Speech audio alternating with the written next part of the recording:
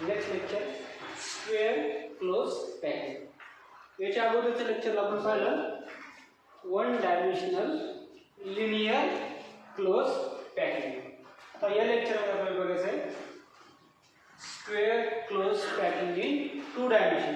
याच्या अगोदरला कोणता पाहिलं आपण वन डायमेन्शन, कसं पाहिलं लिनियर पाहिलं। याच्यामध्ये कसं पाहिजे आता स्क्वेअर क्लोज पॅकिंग।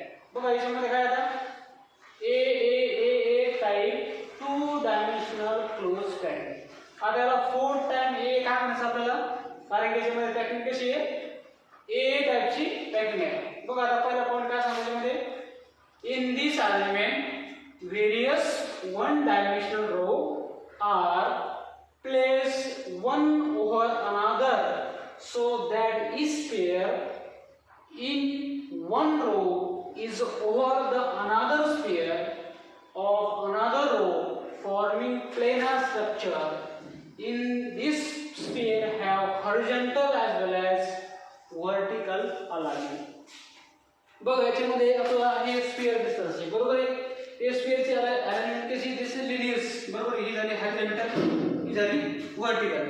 आता पहिल्या पॉइंट मध्ये काय सांगितलेलं आहे in this arrangement various one dimensional row are placed one over another, म्हणजे एका स्फिअरच्या वर आणखी एक स्फिअर, याच्यावर हा स्फिअर, याच्यावर हा स्फिअर, याच्यावर हा स्फिअर, म्हणजे एकाच्या वर आणखी एक स्फिअर। याच्यामुळे काय झाले हे काय झाले two dimensional square close packing आहे। बघा आता in this sphere have horizontal as well as vertical alignment. त्याच्यामध्ये एक आडवे स्फिअर सुद्धा आपण मांडणी केली, उभ्या स्फिअर सुद्धा आपण याच्यामध्ये मांडणी केली आहे। आता याला दुसरा प्रश्न याच्यामध्ये असा होतो याला ए म्हणजे फोर टाइम ए का म्हणायचं, कारण की एक्झॅक्ट या स्फिअरला हा स्फिअर टच आहे, याच्या खाली हा टच आहे, याच्या खाली हा टच आहे, म्हणजे सगळ्याची अलाइनमेंट कशी आहे एका सेम लेवल, एका सिक्वेन्स नाही, इथे पुढे मागे पुढे झाले नाही, एका सिक्वेन्स नाही, म्हणून याला म्हणायचं ए टाइप। आता याला काय म्हणतात स्क्वेअर क्लोज पॅकिंग, याला काय म्हणतात स्क्वेअर क्लोज पॅकिंग। बघा त्याचा कोऑर्डिनेशन नंबर किती असेल, फॉर एक्झाम्पल आपण हा जर स्फिअर कन्सिडर केला बरोबर आहे, हा स्फिअर कन्सिडर, हा स्फिअर किती टच असेल, हा याला डायरेक्ट टच आहे, दुसऱ्या नंबरला टच आहे, तिसऱ्या नंबरला टच आहे आणि 4 नंबरला टच आहे, म्हणजे याचा कोऑर्डिनेशन नंबर किती, what is coordination number, coordination number will be 4, coordination number will be 4।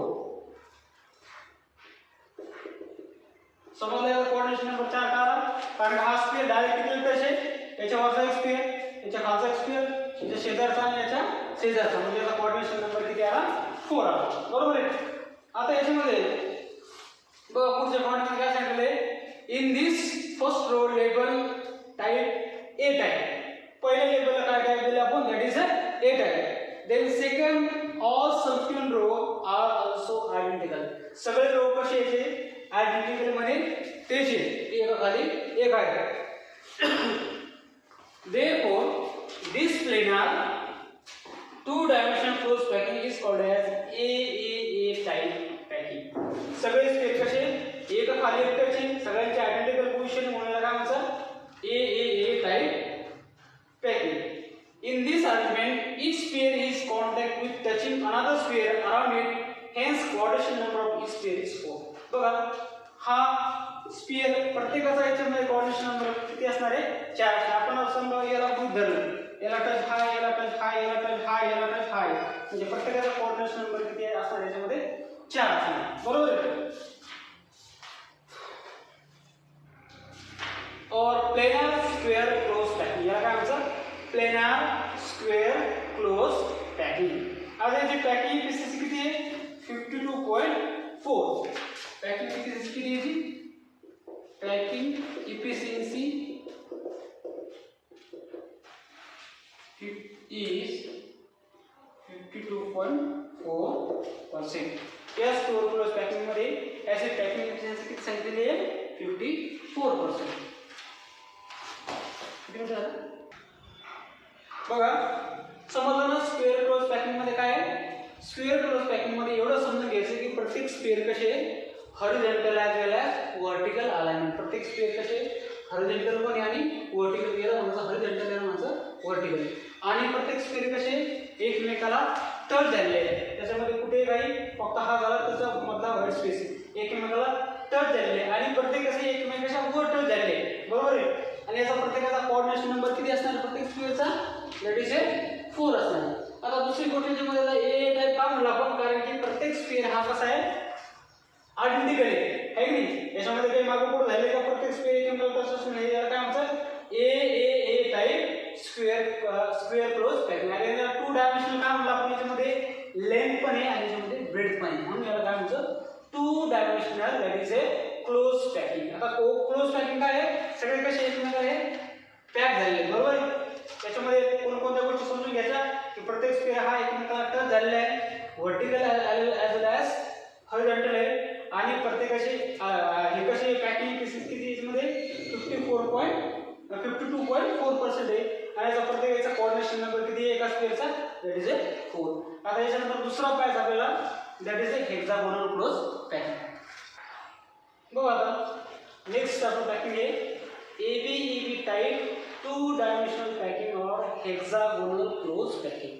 याच्या अगोदरच्या लेक्चरमध्ये आपण पाहिलं स्क्वेअर क्लोज पॅकिंग, या लेक्चरमध्ये बघायचं आहे that is hexagonal close packing. Square close packing मध्ये प्रत्येक स्क्वेअर एकमेकाच्या हॉरिझॉन्टल ॲज वेल ॲज व्हर्टिकल अलाइनमेंट एकमेकाला टच होते. पण याच्यामध्ये कसं असणार आता एकमेकाच्या क्रिस्ट आणि ट्रफ मध्ये काय होणार ते टच होणार, बरोबर आहे. बघ आता याच्यामध्ये पहिला पॉईंट सांगतो, in this arrangement crest of sphere of one row are placed into the depression or through from between adjacent sphere of next row. This arrangement is repeated consecutively throughout. In this arrangement, crisps of sphere of one row are in contact with depression or through of next row. बघा त्याच्यामध्ये हे कसं आहे that is horizontal, हे कसं vertical आहे. त्याच्यामध्ये या स्क्वेअरच्या खाली हा स्क्वेअर होता, याच्या खाली हा स्क्वेअर होता, पण याच्यामध्ये फरक काय आहे. आता फॉर एक्झाम्पल हा आपली पहिली स्क्वेअरची लाईन आहे, बरोबर आहे. त्याच्या दुसऱ्या स्क्वेअरची ही जी मधली जागा आहे, मधल्या जागा काय आमचं ट्रफ म्हणायचं, बरोबर आहे. ही जागा कोणती, याला आमचं क्रिस्ट म्हणायचं आणि ही जागा कोणती ट्रफ.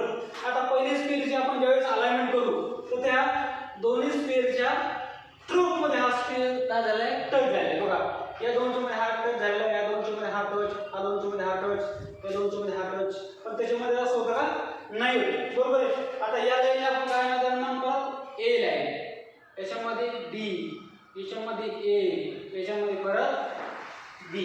कारण काय एक लाईन पहिला स्क्वेअर दुसऱ्या पहिले दोन स्क्वेअर दुसऱ्या लाईन मध्ये त्याच्या कशाला टच येते क्रिस्ट मध्ये टच येते आणि पहिल्या लाईनच्या कशामध्ये टच येते ट्रफच्या. हे झालं तुमची ट्रफ, हा झाला क्रिस्ट, बरोबर आहे.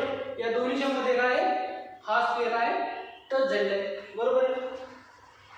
If one row of square is label as A, जर आपण पहिल्या स्क्वेअरला काय नाव दिलं आहे, पहिल्या ओळीला आपण काय नाव दिलं ए, then the next row will be B, दुसरी रो काय असेल B असेल. then third row will be again A, कारण याच्या खाली हा येणार आहे, या दोन्हीच्या मध्ये हा येणार, परत या दोन्हीच्या मध्ये काय येणार आहे याच्या बरोबर याच्या साईडला हा येणार आहे. मग या थर्ड लाईनला काय म्हणणार आपण that is A, another fourth line will be B, परत या दोन्हीच्या मध्ये येणार, या दोन्हीच्या मध्ये हा, या दोन्हीच्या मध्ये हा. मग याला म्हणायचं A B टाइप. त्याला A B टाइप काय म्हणायचं, कारण की प्रत्येक स्फिअर पहिले दोन स्फिअरच्या कशामध्ये टच असणार आहे ट्रफच्या हा याच्या क्रिस्टला टच असणार आहे. हे झाले दोन, दोनच्या मध्ये हा, हे झाले दोन, दोनच्या मध्ये हा. म्हणजे याची अलाइनमेंट कशी असणार आहे एकमेकाला सारखी टच नसणार आहे, म्हणून याला काय म्हणायचं A B टाइप, बरोबर आहे. In this arrangement sphere is contact with 6 another sphere. तर आपण जर हा स्फिअर जर पकडला तर हा स्फिअर डायरेक्ट किती स्फिअरला टच बघा, हा 1 2 3 4 5 आणि 6, म्हणजे काय आमचं हेक्सागोनल. हा स्फिअर किती टच आहे 6 टच, बरोबर आहे. 1 2 3 4 5 6, म्हणजे याचा कोऑर्डिनेशन नंबर किती दॅट इज 6. कोऑर्डिनेशन नंबर किती याचा 6 आहे. आता हा काय झाला ट्रायंगुलर व्हॉइड. ट्रायंगुलर व्हॉइड काय म्हणायचं, फॉर एक्झाम्पल हा जे दोन स्फिअर झाले या दोनचे स्फिअर मध्ये हा एक आपण स्फिअर टच केला, बरोबर आहे. त्याची मधली जागा काय राहिली ती व्हॉइड राहिली. व्हाईट. त्याला ट्रायंगल व्हाईट काय म्हणतात? किती स्क्वेअर अटॅच झाला? That is 3 square attach. Square किती अटॅच? 3 जर आपण स्क्वेअर एकमेकाला टच केले तर मध्ये असलेला स्पेसला काय म्हणतात? व्हाईट. पुढे काय म्हणतात? Triangle white. आता याची पॅकिंग इफिशियन्सी किती असते? त्याची 60%. Packing efficiency is 60%, which is more than linear close packing, which is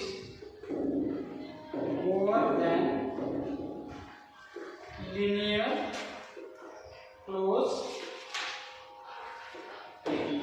म्हणजे पहिल्या linear close packing पेक्षा याची पॅकिंग इफिशियन्सी कशी आहे? जास्त आहे.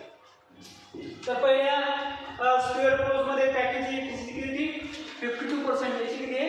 That is 60%. आता दोन्हीमध्ये काय फरक आहे? स्क्वेअर क्लोज आणि हेक्सागोनल मध्ये स्क्वेअर क्लोज पॅकिंग मध्ये याचा कोऑर्डिनेशन नंबर 4 आहे. प्रत्येक square vertical as well as horizontal alignment कशी सारखी आहे. प्रत्येकाची पॅकिंग इफिशियन्सी पहिल्यामध्ये कशी आहे?